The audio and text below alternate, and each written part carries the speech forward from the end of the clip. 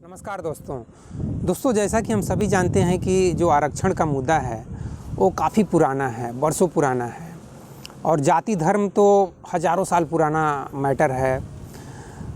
तो कुछ दिन पहले मेरे कुछ दोस्तों ने पूछ लिया कि आरक्षण के बारे में मेरे क्या विचार हैं, तो उसी के बारे में मैं इस वीडियो में थोड़ा सा बातचीत करना चाहता हूं। दोस्तों, मेरी समझ से जो आरक्षण है वो बिल्कुल प्योरली इकोनॉमिकल बेस्ड होना चाहिए। अगर जाति के आधार पर आरक्षण देना भी है तो जैसे कि ओबीसी में क्रीमी लेयर का कॉन्सेप्ट है, creamy layer, non creamy layer, जिनका इनकम आज के डेट में I think annual income 8 lakh अगर है तो 8 लाख से जिनकी इनकम ऊपर है उनको आरक्षण नहीं मिलेगा और जिनका नीचे है उनको आरक्षण मिलेगा। उसी तरह से अगर SC ST में भी आरक्षण देना है तो इसी कॉन्सेप्ट को वहाँ भी लागू करना चाहिए। मेरी तो ऐसे ही समझ है दोस्तों। अब देखो, जो व्यक्ति चाहे वो SC ST का हो चाहे किसी भी जाति धर्म का हो, अगर वो IAS है, IPS है, चाहे बिजनेस में अच्छा खासा पैसे कमा रहा है, उसको भला आरक्षण की क्या ज़रूरत है। अब किसी को भी आप आसानी से कोई चीज़ दे दोगे तो किसी को लेने में थोड़ी जो तकलीफ़ है। मुझे ही अगर आप आसानी से बोल दो कि आप प्राइम मिनिस्टर का पोस्ट ले लो तो ले लेंगे। किसी को भी आसानी से जॉब दे दो, IAS का जॉब दे दो तो कोई भी ले लेगा। 10th पास करके, इंटर पास करके या ग्रेजुएशन करके किसी को भी अगर ये शर्त इतना ही रख दो कि आप SC ST के हो ना, आप अगर सिर्फ ग्रेजुएशन एग्ज़ाम पास कर जाते हो, 30-40% मार्क्स ले आ देते हो तो आपको IAS की नौकरी मिल जाएगी, तो बहुत खुशी ले लेगा।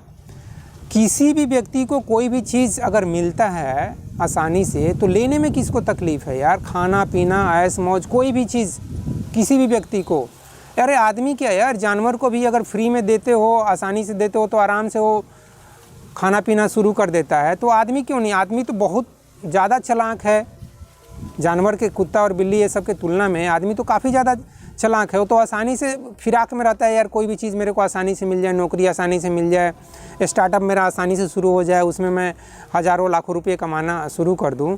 तो हर एक आदमी की ये मानसिकता है। ये मानसिकता सिर्फ SC ST की नहीं है या OBC की नहीं है, किसी भी व्यक्ति की है। और इसलिए मेरी तो ये समझ है दोस्तों कि जो भी आरक्षण है वो सिर्फ इकोनॉमिकल बेस्ड होना चाहिए। तो दोस्तों, मेरा कहने का मतलब यह है कि जो भी व्यक्ति, चाहे वो किसी भी कास्ट का हो, किसी भी रिलीजन का हो, किसी भी वर्ग का हो, कहीं से भी हो, अगर उसका एनुअल इनकम 10-12 लाख से ज़्यादा है तो उसको आरक्षण देने का कोई मतलब नहीं है दोस्तों। आरक्षण तो यार जिनकी इनकम 1 लाख, 2 लाख, ज़्यादा 3 लाख, इससे नीचे हो, उसमें भी मैं चाहता हूँ कि एक बंटवारा होना चाहिए भाई, कि जिनका इनकम 1 लाख से कम है उसको 15% दे दिया जाए या 20% दे दिया जाए। जिनका इनकम 2 लाख से नीचे है उसको थोड़ा सा कम आरक्षण, मतलब 10% दिया जाए। इस तरह से वहाँ भी एक 3-4 कैटेगरी हम बना देते हैं, 20%, 15%, 10%, 5%, इस तरह से उसको 5 लाख तक, 8 लाख तक लेकर जाते हैं। तो दोस्तों, इस बारे में निश्चित रूप से पूरे देश में विचार होना चाहिए, ब्रेनस्टॉर्मिंग होना चाहिए। नेता के लेवल पर हो, चाहे सरकार के लेवल पर हो, चाहे न्याय के लेवल पर हो, सभी लेवल पर हमारे अंदर विचार विमर्श होना चाहिए। और दोस्तों, मैं तो ऐसा समझता हूँ कि अगले इलेक्शन में आरक्षण के नाम पर एक वोटिंग भी होना चाहिए। उसमें जो भी वोट डालने का जिनके पास अधिकार है वो इस पॉइंट पे वोट डालेंगे कि इकोनॉमिकल बेस्ड आरक्षण होना चाहिए या जैसा चल रहा है उसी तरह से आरक्षण को कंटिन्यू करना चाहिए। और निश्चित रूप से मैं ऐसा समझता हूं दोस्तों कि आज की युवा पीढ़ी या आज के लोग इतने जागरूक हो चुके हैं कि निश्चित रूप से मेरे इस विचार से वे सभी सहमत होंगे कि जो आरक्षण है वहाँ पर निश्चित रूप से एक क्रीमी लेयर का कॉन्सेप्ट आना चाहिए।